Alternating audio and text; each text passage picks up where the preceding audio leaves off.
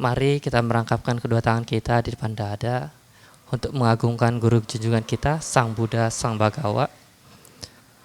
Namo tassa bhagavato arahato samma sambuddhassa. Namo tassa bhagavato arahato samma sambuddhassa. Namo tassa bhagavato arahato samma sambuddhassa. Sekian Namo Buddhaya. Ya, baik Bapak Ibu Sedharma yang harusnya bahagia ya, malam ini kita bisa bertemu kembali, berjumpa kembali. Kali ini saya dapat sedikit beruntung ya. Tadi jam 6 kurang itu Mas Yono belum naik. Saya kira beliau tidak naik gitu kan. Akhirnya nanti saya merangkap 2 kali nih, udah mimpin, ngisi juga gitu ya. Gitu. Sebenarnya karma baik, iya. Luar biasa ya, tapi ya lumayan juga gitu ya. Baik Bapak Ibu rekan sedharma, pada malam hari ini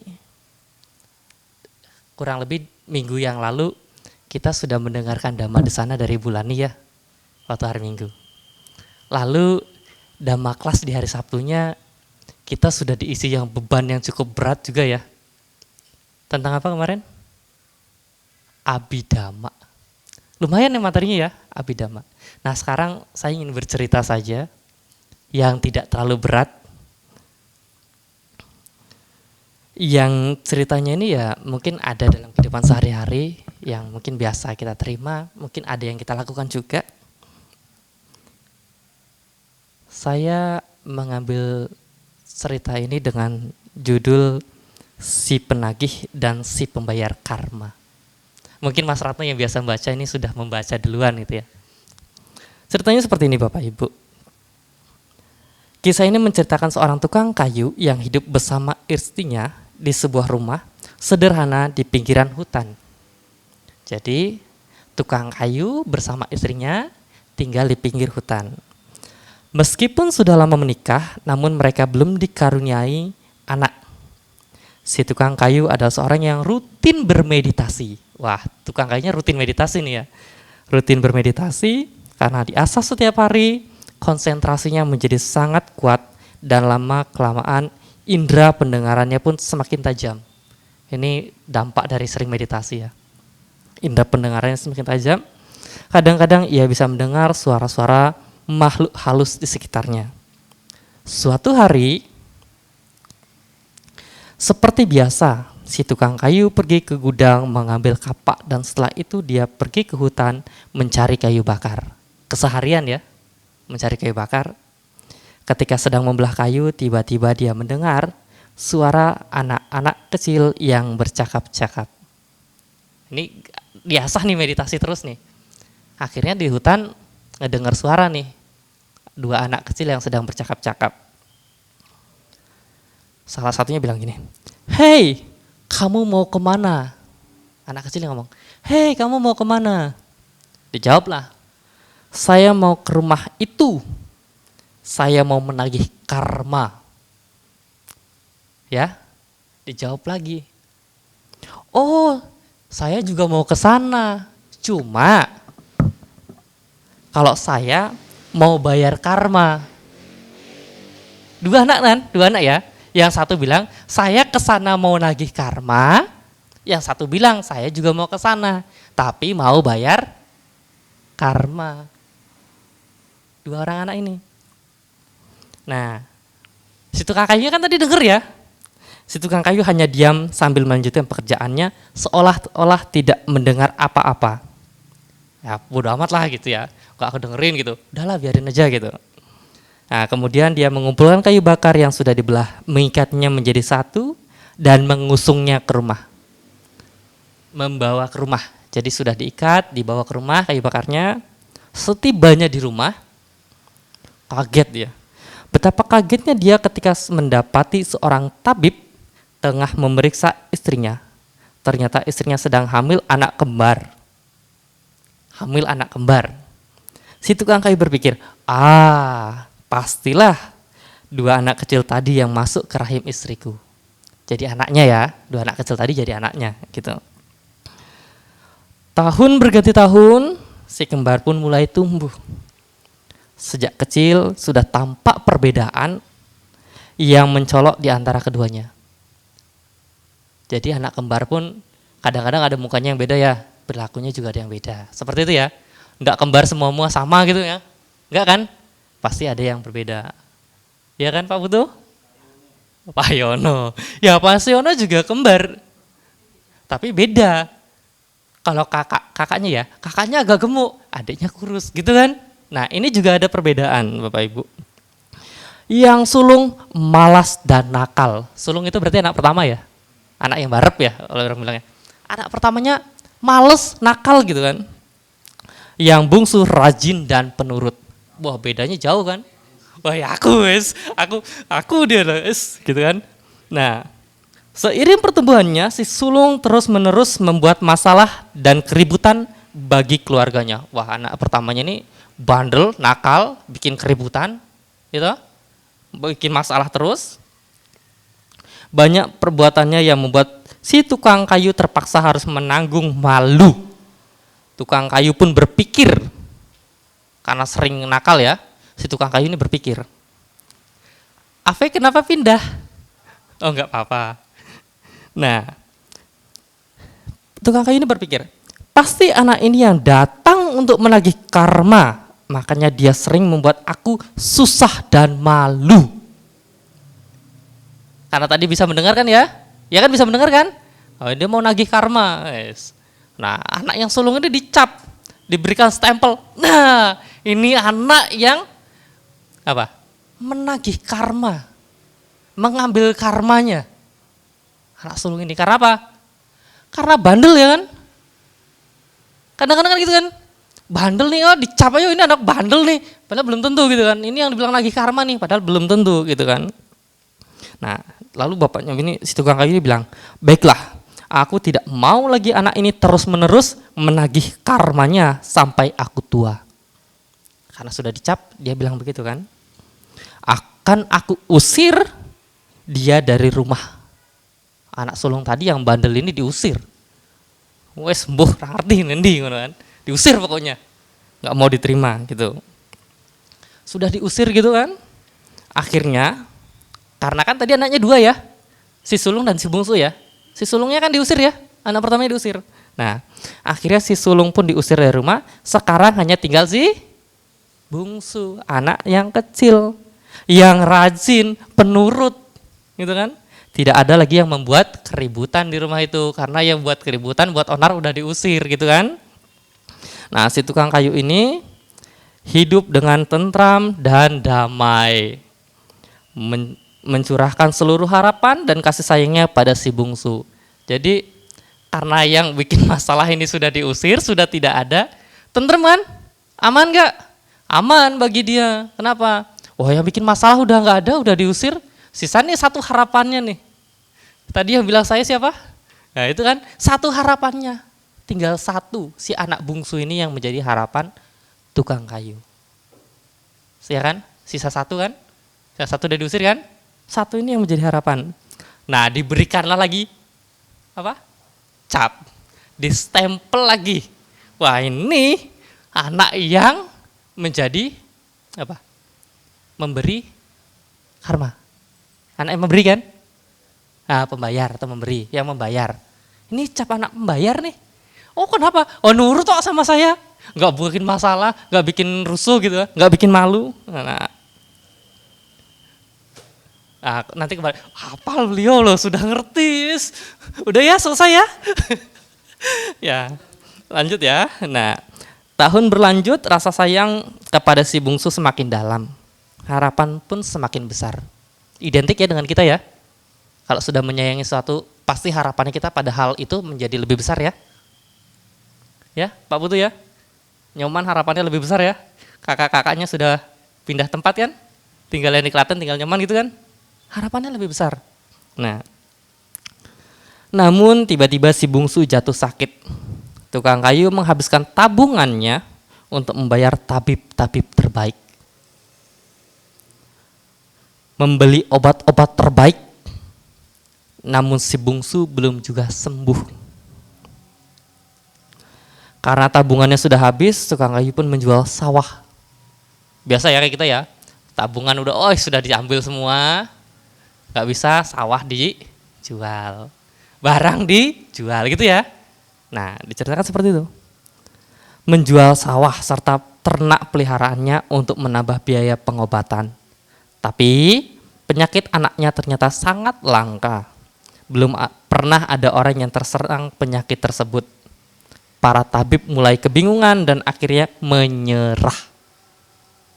Saking langkanya ya, sampai tabib-tabib pada menyerah. Mungkin kalau sekarang dokter-dokter yang ahli-ahli sudah dipanggil semua, gak bisa juga, nyerah. Wah, akhirnya apa? Tukang kayu tidak kehabisan akal. Kalau di Indonesia, mungkin di Indonesia gak bisa sembuh, dibawa ke Singapura. Nah, ini juga sama. Dia menjual rumah serta seluruh harta bendanya untuk pergi keluar kota. Ya, keluar kota. Tabib di ini kota sini nggak bisa kok. Saya jual aja rumah saya mau bawa pergi anak saya keluar kota, cari tabib yang lain, yang lebih manjur gitu kan.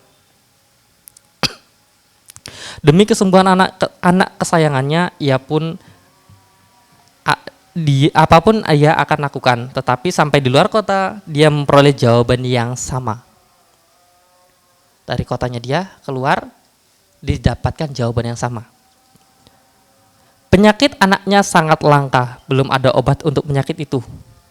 Belum ada obat untuk penyakit itu. Wah, kalau orang sekarang kan terpukul ya, pasti terpukul. Tukang kayu ini merasa kesedihannya luar biasa. Tak lama kemudian di tengah kemelaratan karena harta bendanya sudah dijual, sawahnya dijual, rumahnya dijual. Di tengah kemelaratannya ia dan keputusaan si tukang kayu, anaknya meninggal. Jadi sudah diobatin kemana-mana, tidak ada obatnya, penyakitnya langka. Apa yang terjadi pada anaknya? Meninggal. Tak terlukiskan lagi kepedihan dan kekecewaan yang dirasakan si tukang kayu. Ternyata, apa Bapak Ibu? Inilah anak yang datang untuk menagih karma. Kenapa bisa? Kenapa Mas Ratno bisa demikian? Kenapa? Karena harta bendanya kan sudah dijual kan? Untuk anak tadi kan? Dia jadi melarat kan? Jadi melarat. Jadi inilah anak yang mengambil, menagih karmanya. Tukang kayu sadar dia tidak bisa lari dari karmanya sendiri. Akhirnya sadar ya. Setelah semua yang terjadi baru sadar ya. Dulu dia berpikir si sulunglah yang datang untuk menagih karma. Karena kenyataannya anak itu seringkali membuat masalah. Tukang kayu teringat kembali pada anak sulung yang telah diusirnya. Dia merasa sangat menyesal. Sementara si sulung setelah diusir, dia pergi ke keluar kota mencari pekerjaan untuk menghidupi dirinya. Setelah dia bekerja dengan sangat rajin, sehingga dalam waktu singkat dia menjadi karyawan kepercayaan dan kesayangan majikan.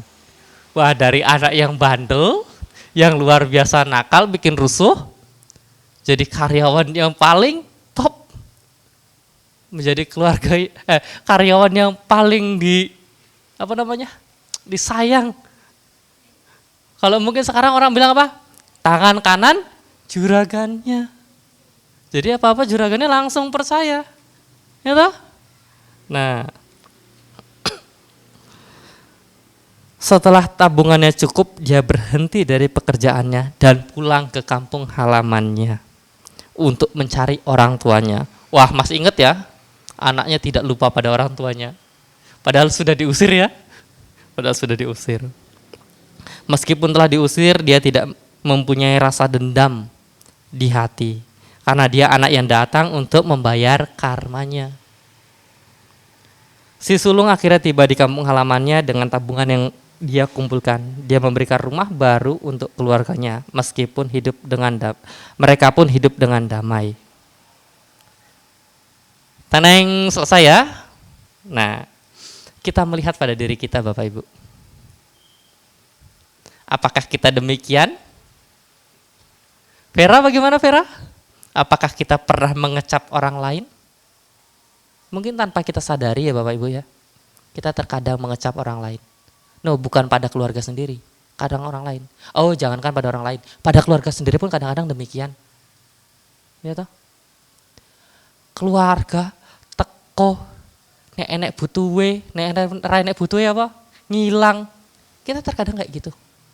Tanpa kita sadari.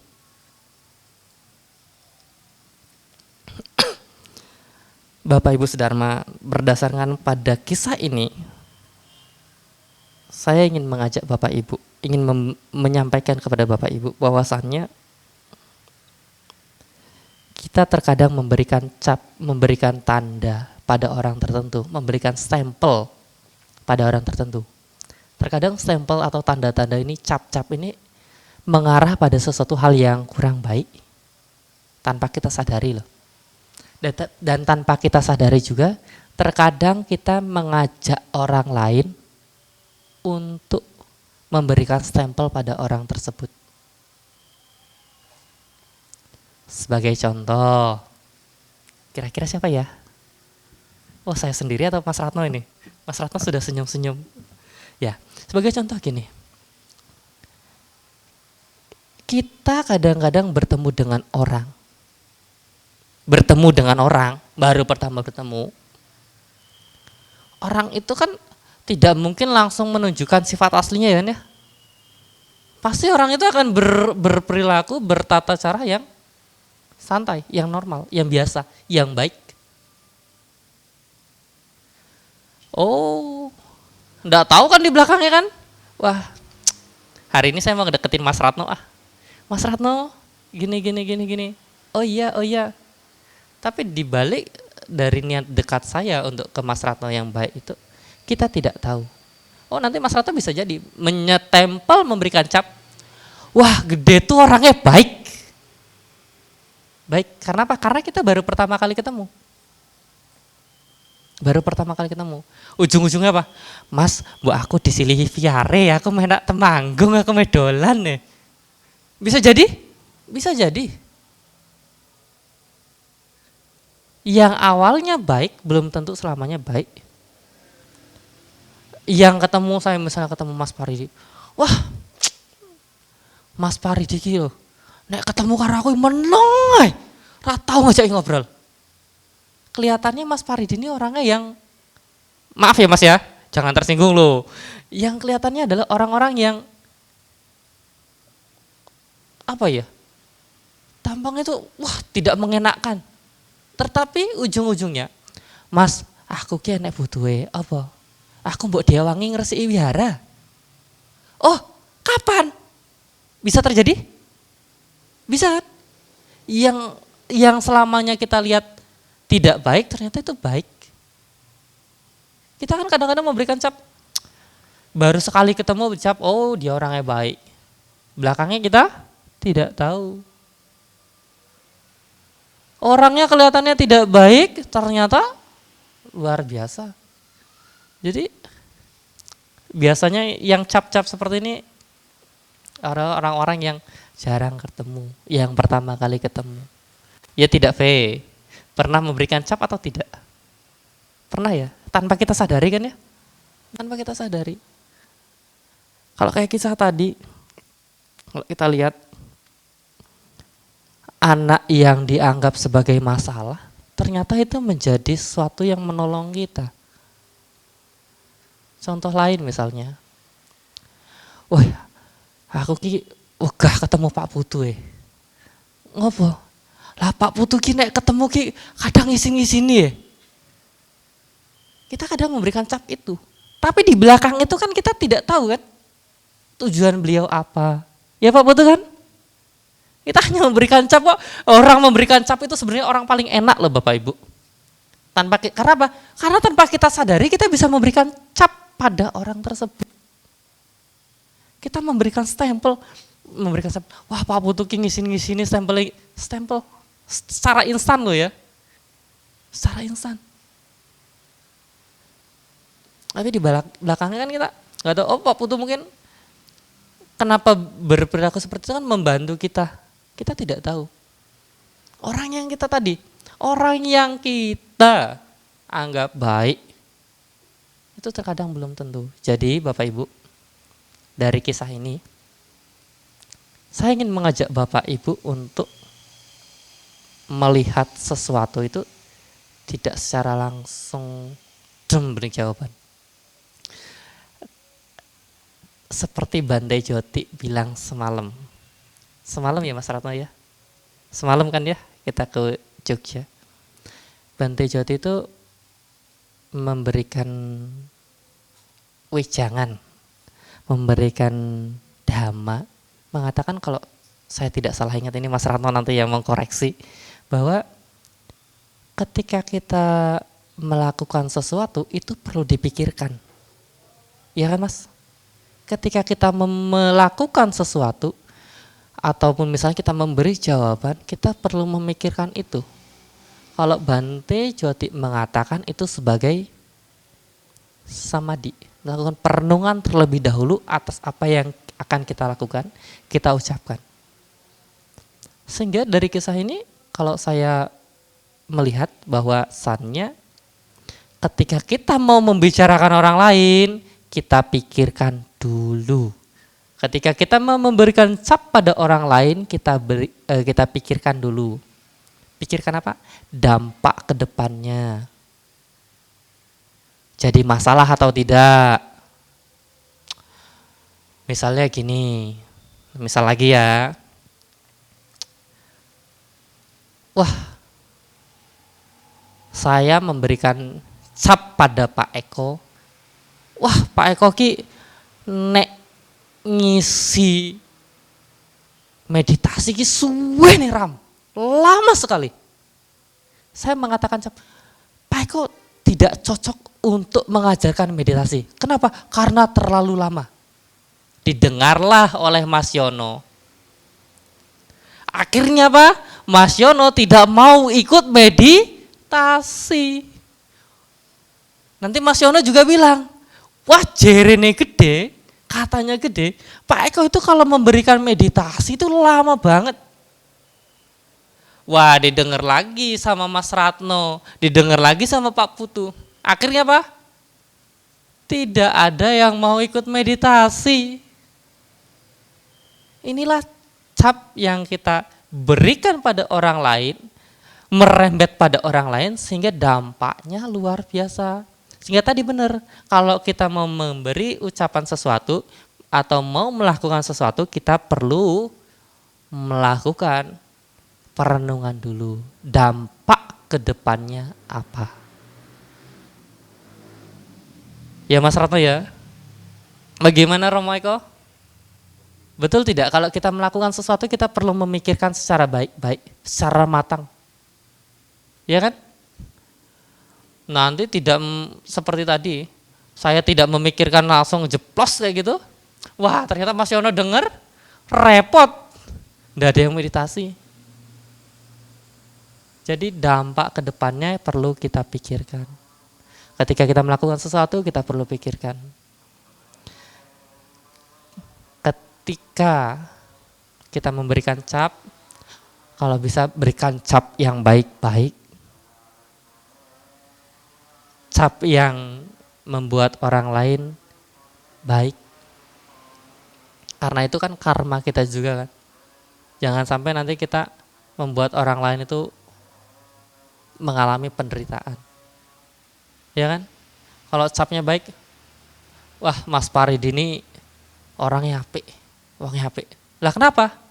Dia selalu hadir ketika perayaan. Dia selalu hadir ketika puja bakti. Dimanapun ada perayaan ikut. Siapa lagi?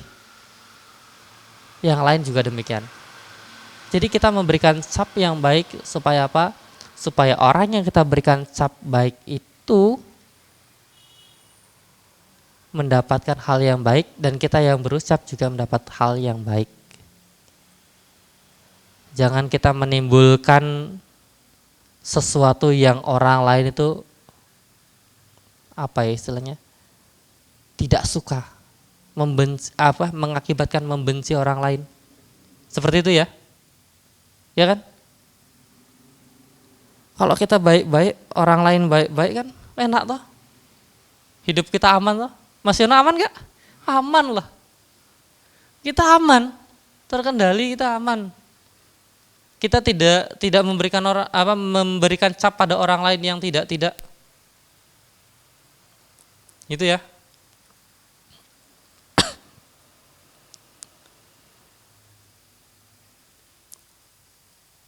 Baik Bapak Ibu, tidak usah lama-lama ya. Ceritanya satu cerita aja ya. Satu cerita tadi. Intinya adalah semoga yang kita lakukan, kita selalu bertindak yang baik, karena kita tidak tahu ke depannya bagaimana ya. Kita tidak tahu ke depannya bagaimana. Namun saya ingin mengajak Bapak Ibu untuk kita menjadi orang yang tidak memberikan cap pada orang lain, yang tidak asal merujuk pada orang lain, tapi kita menjadi orang yang selalu berpikir terbuka, selalu merenungkan dulu apa yang akan kita ucapkan, supaya orang yang menerima tadi itu mendapatkan hal yang baik. Ya, kasihan kalau misalnya kita jadi tukang kayu tadi ya. Untungnya anaknya tidak menyimpan benci kepada bapaknya. Kalau menyimpan benci pada bapaknya, apa yang terjadi? Bisa jadi hancur lebur kan? Kenapa? Rumah tidak punya, anak dua-duanya tidak ada. Ya toh? Kasihan. Seperti demikian ya Bapak Ibu ya. Jadi kita perlu berpikir dengan kewaspadaan yang luar biasa. Kita perlu melihat dampak-dampaknya seperti apa. Demikian ya Bapak Ibu ya. Semoga apa yang saya sampaikan ini menjadi sedikit tanda, sedikit goyang sedikit ting gitu ya, untuk kita selalu berwaspada, selalu berpikir yang mendalam ketika ingin melakukan segala sesuatu. Seperti itu ya.